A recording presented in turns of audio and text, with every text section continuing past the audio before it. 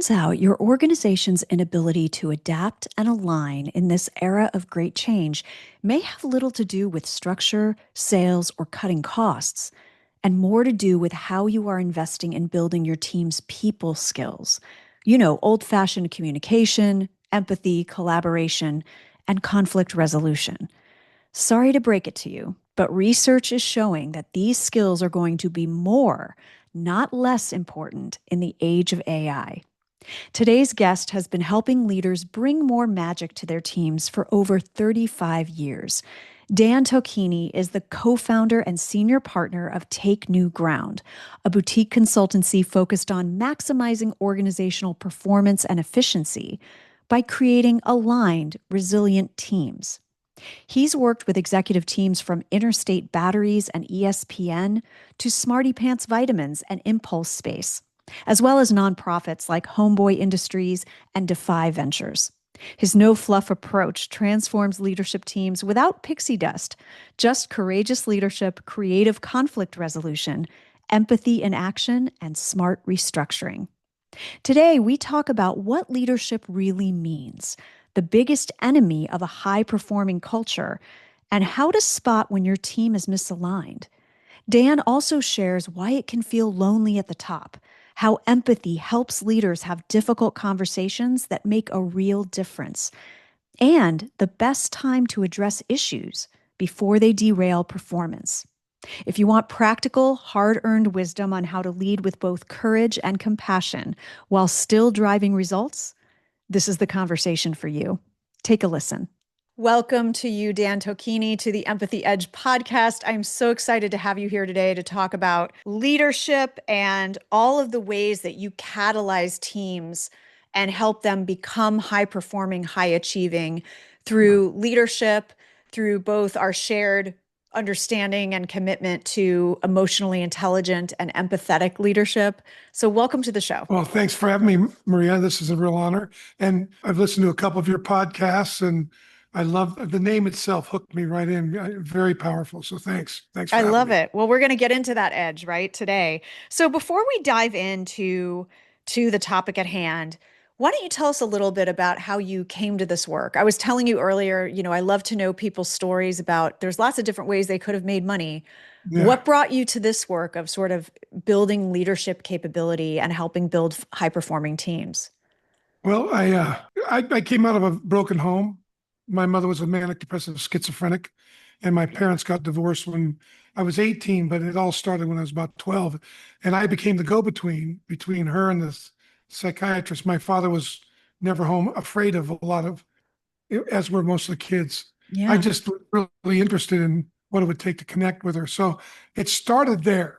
And we were in Northern California, so I had the benefit of, I would go to Ross General, which is where she was hospitalized, and work with her. And then they would have people debrief me. And one of them was a guy named Fritz Perls, who wrote Gestalt Therapy Verbatim. It was the first book I ever read. And I did a lot of work with him one-on-one and debriefing what I went through. I went through quite a drug addiction after that in my later teens life years. But became a voracious reader at a young age. So always reading about human. I remember reading Bandler and Grinder's work on NLP when I was 16, 15, 14. I think I started there, and the integrity of language, that kind of thing. It's always been very deeply involved in that. And then I was an entrepreneur. I come out of an entrepreneurial family. My grandfather opened the first talking motion picture theater north of San Francisco. And, he was in the real estate business and had grocery stores and did all kinds of crazy things. But the interesting thing was he taught us how to do business. My dad did too. I was reading leases at, 14, 15. That's how we connected. Wow. And so I've had a background in business since I was a kid. In fact, my grandfather was upset with me because I wanted to go to college. We taught you a business. Why are you going to college? And I said, I just have different interests, Pop, So I went to school and studied business, psychology, and particularly philosophy, a particular type of philosophy it's called phenomenology, which it's just the study of what it means to become, how to become human, and what that means. And it's influenced all my work with teams. So Wow. Wow. What an amazing story. And so rooted in your own personal experience. I love yeah. that what drives you is this trying to figure out, even as a young kid, how do I connect and engage with people that are different from me, that I don't quite understand what's happening with them, right? And that's a huge mark of empathy, is that ability to want to create those bridges with people for the end result of connecting and engaging with them and trying to understand what's going on in their world and in their lives and what motivates them. So Yeah. it's very apparent how you bring that to your teams and to your clients. And I do have to tell you that one of your clients in the past, Smarty Pants Vitamins, Oh, no. Wow. Yeah. was a mainstay in our home as my son was growing up. My son is 11 now, but that was always our vitamin brand for years and years Yeah. and years. Love them, and so it's really great. I mean, you've That's worked. quite, they're quite a story. They started in their kitchen Mhm, and making, really planning it out. And they just got really big. And it's a husband and wife team. And mhm. uh, they just got really good at working with Amazon. They ended up selling to, we were involved in the sale. What's it? It's a big company out of Holland, but they sold for $500 million. Oh, wow. It was a tremendous story. Yeah. Amazing, Really powerful. amazing. Yeah.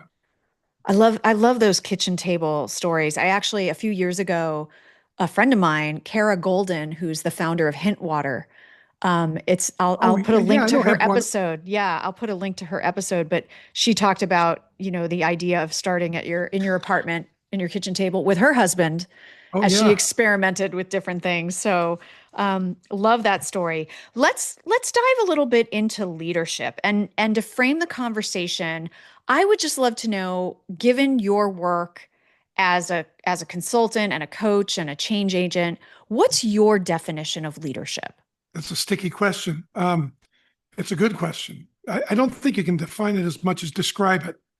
And I would say leadership is a way of being that takes responsibility for the future they're committed to having.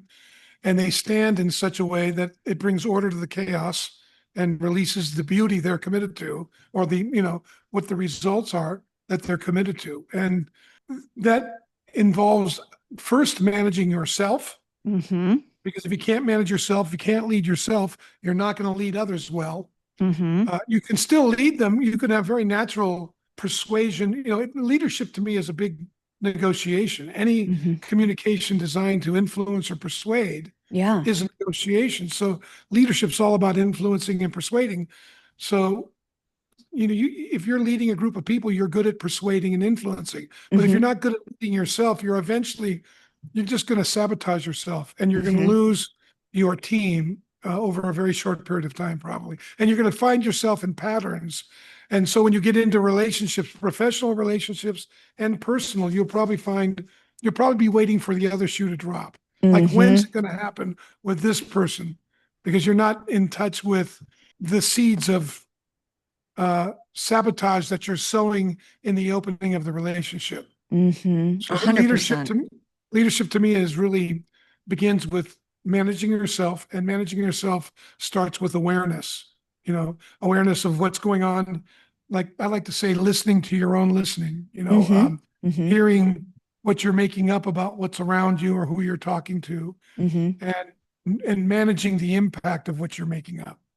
Yeah, absolutely. I mean, that is the first pillar of my five pillars of empathetic and effective empathy in the recent book, in The Empathy Dilemma. And it's because if you don't have that house in order, you're in survival mode, and you Yeah. can't make space to see and hear and understand and listen to the people around you because you're Yes. too focused on preserving yourself. So, Yeah.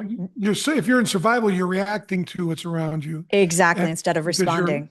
yeah, because you're anticipating suffering or unnecessary suffering, Hmm. and probably out of touch with the suffering you're called to. If you're going to have every vision requires a certain level of investment, which means there will be some suffering because you're Yeah. going to have disappointment, etc. And there are so many psychological strategies we use to mitigate disappointment, Hmm. which naturally takes our presence out of the participation, out of the process, which sows sabotage, because if you're not in the process fully, you're Hmm. going, there's going to be room for mischief. Right. Room for mischief. I love that. Um, what do you think is like, I want to go back to leadership for a second, but I want to look at the team in general and the culture. What do you think is the greatest enemy to a high performing culture? What mistakes have you seen, or what are the big red flags, especially when you start working with people?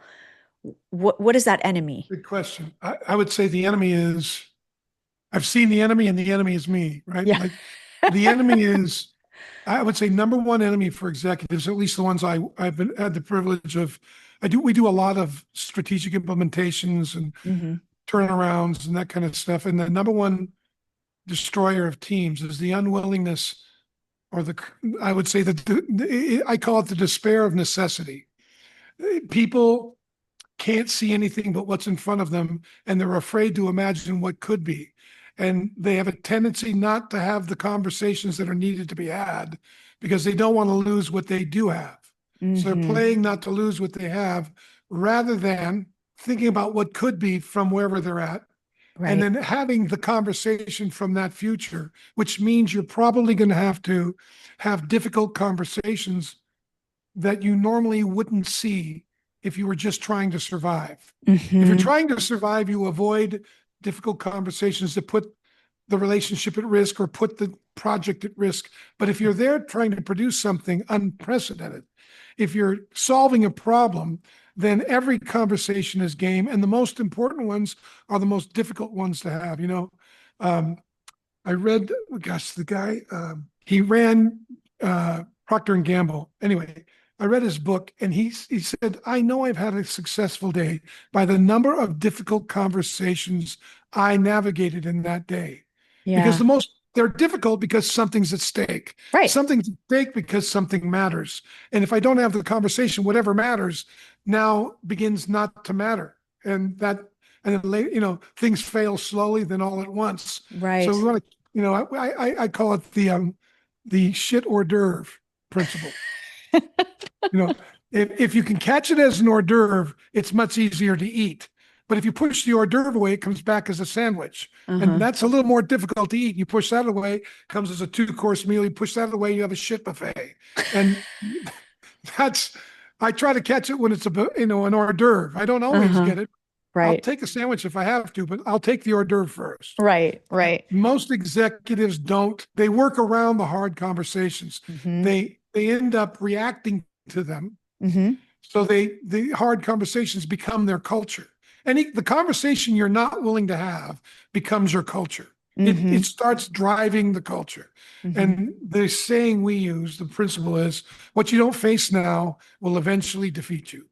Hmm. So, and if you can, courage is just being in touch with prices and rewards. Hmm. If I know this is going to bring me more pain later, and I can vividly see that pain, I'm going to have more courage in the moment to have Yeah. that conversation. But if I'm in the despair of necessity, all I can see is what's in front of me, and I'm not thinking about what could be, both on a negative Right. side or a positive side. I just Right. all I'm doing is dealing with what's in front of me. Back to your comment about survival, for sure. Yeah. Yeah, absolutely. I mean, what I'm hearing from this is that the biggest enemy is fear. The biggest Yeah. enemy is letting fear get in the way of you being able to imagine something better and You being said able it. to drive You towards said, something better. you said it better and in less words. Not always. I don't always.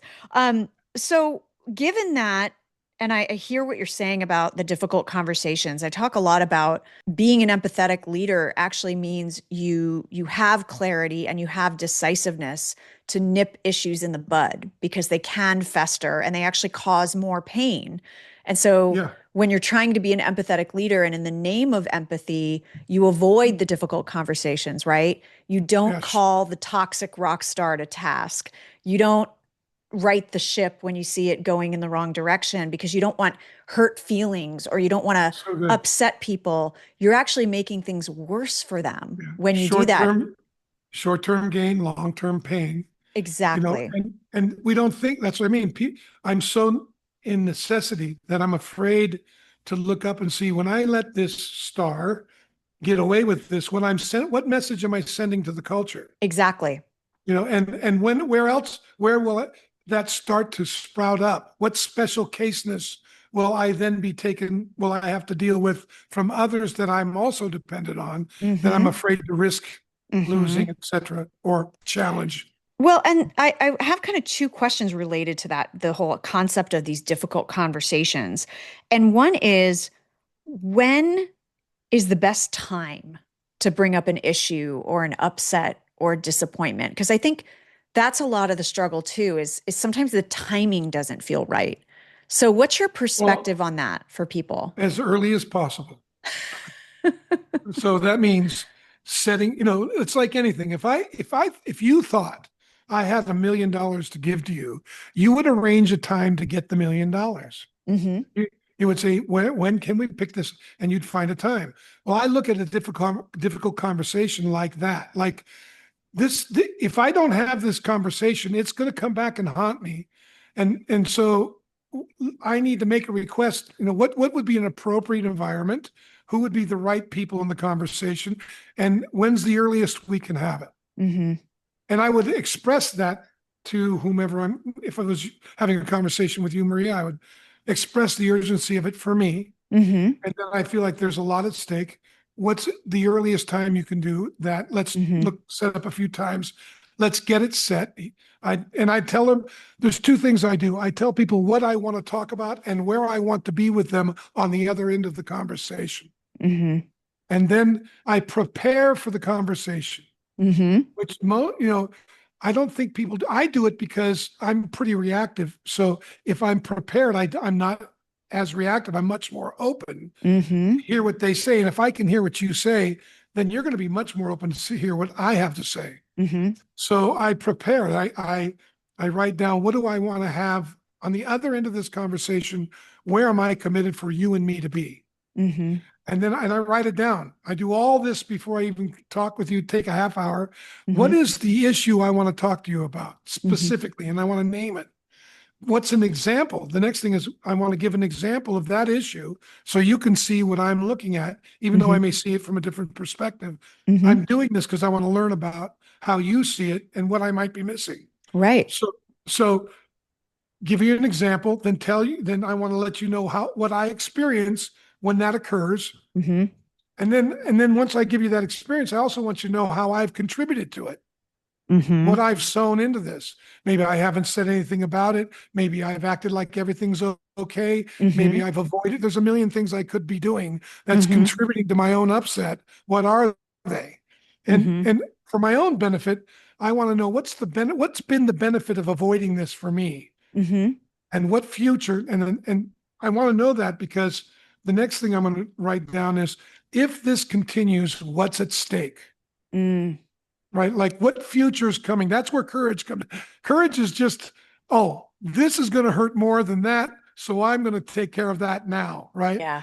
So I don't think courage is anything more noble than I'd rather have this pain in the short term than that pain in the long term. Mm-hmm. Right. And so that takes some discipline, because when I sit down with execs, a lot of times they'll say why they can't do it, and they'll give me a very logical reason, and it's usually survival, and Mm-hmm. survive. It's got some necessity in it, and then when we start talking about what the future that's going to bring, if they continue to do that, all of a sudden they're much more interested in how they have the conversation they've been trying to avoid.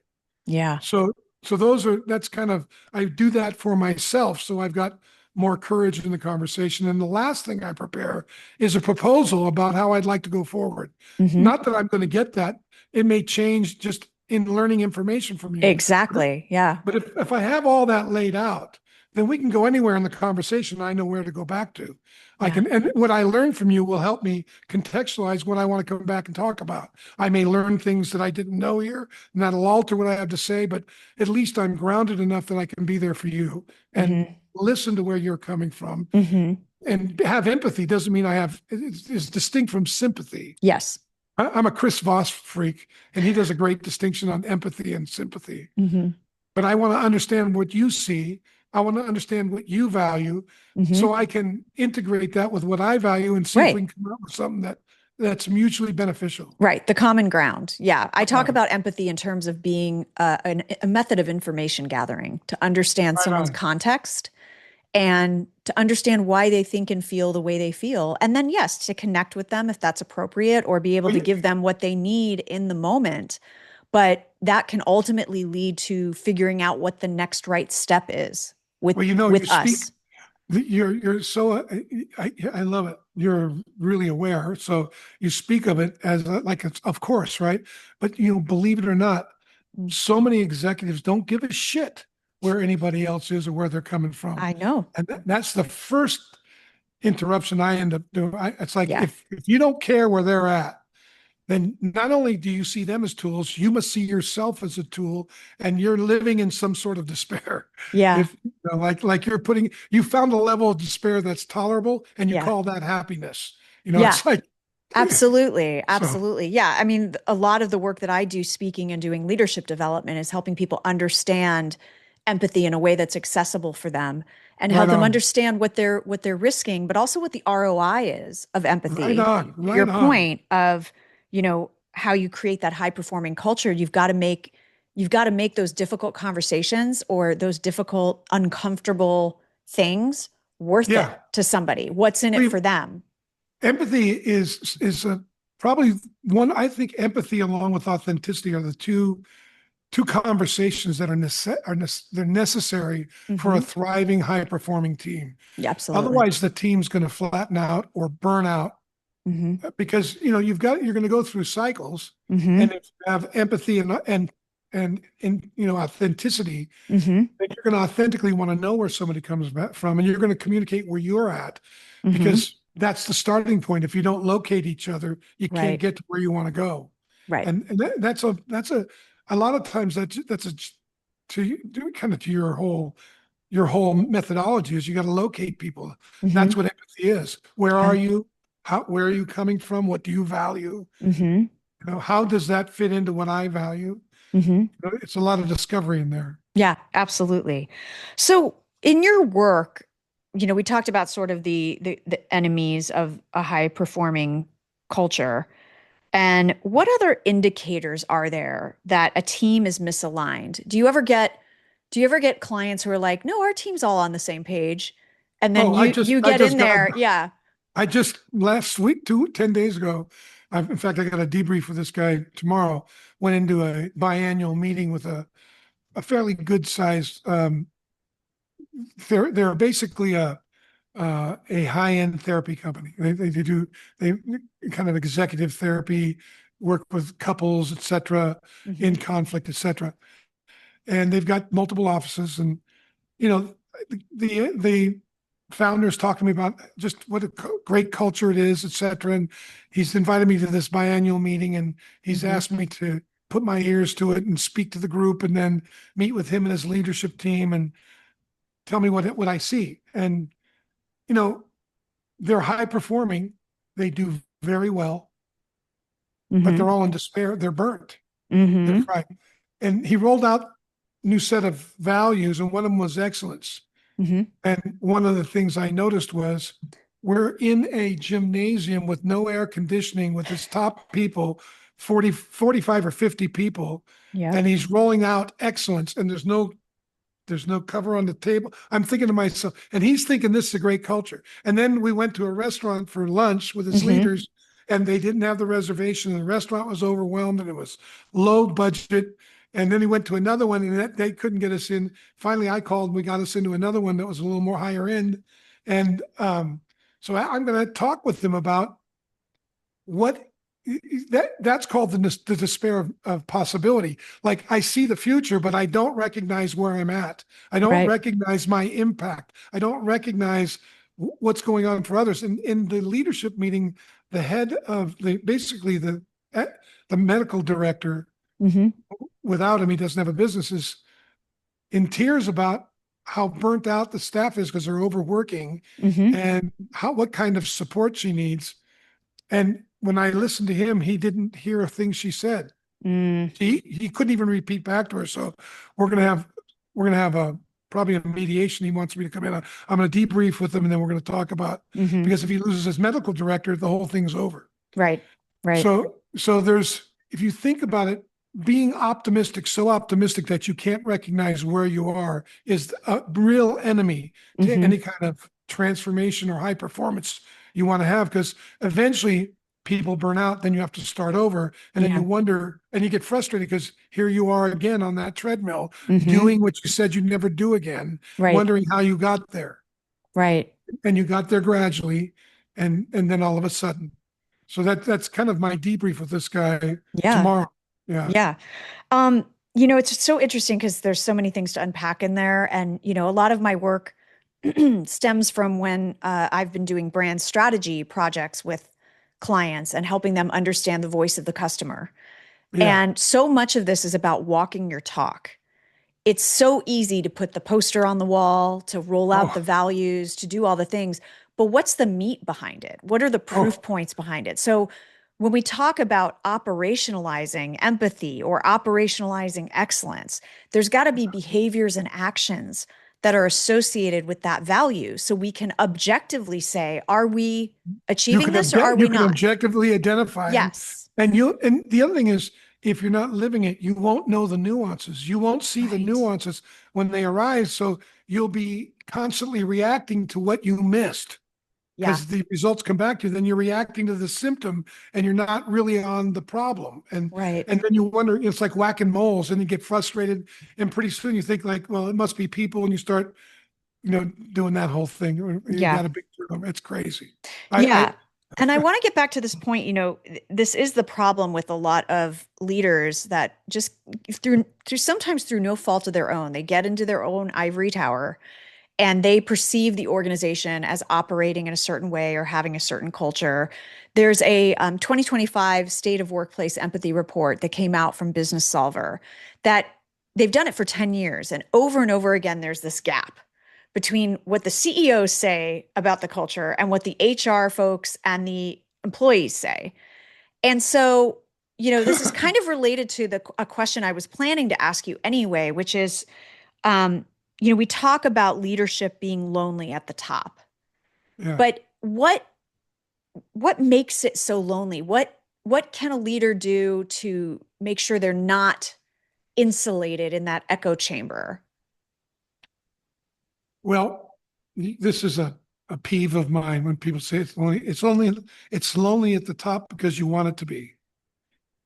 Look, whatever complaint you have, you ought to stop and ask yourself, I wonder why I want it this way. Because one thing I know about people for sure, if they don't want something, they know how to get rid of it. And if it's still there, there's something I'm getting from it. If you can identify that, that'll help you understand what kind of trade-offs you're making Mm-hmm. for the mediocrity that you're settling for. Mm-hmm. And I would say that feedback, the unwillingness to hear feedback, is the biggest breakdown. Right. I don't want to hear it, so I don't ask for it. I don't want to hear it, so I'm always saying what it is, Right. and I'm not paying attention to the eye rolling or the shutdown Right. or the Or shrugging. they punish people for giving negative feedback. And then that's the Absolutely. model you've just set is that, oh, Yeah, we don't tell the truth around here. that's right. Right? And because if we do, we're going to pay with penalties and interest. Exactly. And then Exactly. everybody becomes inauthentic and miserable. And that's one of the reasons why I started my own business, because I thought, well, at least I'll run my own business. Now I have multiple people working for me. And as a young man, I was like, oh no, this is exactly what I thought I was avoiding. And my wife said, well, I guess you're going to have to get up to listening. I've been married for 50 years, so Yeah.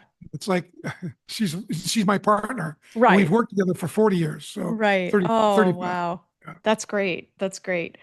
Um, so as we kind of wrap up here, I would love to get a sense from you as to how you're seeing leadership evolve. So you've been doing this a long time. I am always talking about the new paradigm of leadership, that it's, got to be more collaborative, it's got to be more empathetic in order for us to solve the tough problems that we currently have in the 21st century. But from your vantage point, what is the evolution that you've seen, and what is your hope for the future of leadership? Well, I look at leadership as, without it, things don't happen. It's, one person taking a stand creates a wake, and people can come up and stand behind them, and that creates a greater wake. So, to me, in the 21st century, my son's an AI, one of the best AI engineers in the world. He's about ready to launch revolutionary AI. It's going to be the first digital employee out there, and it does operational work like moving data from one app to another, Hmm. and so people can go do other things. But initially, it's going to reduce the number of jobs.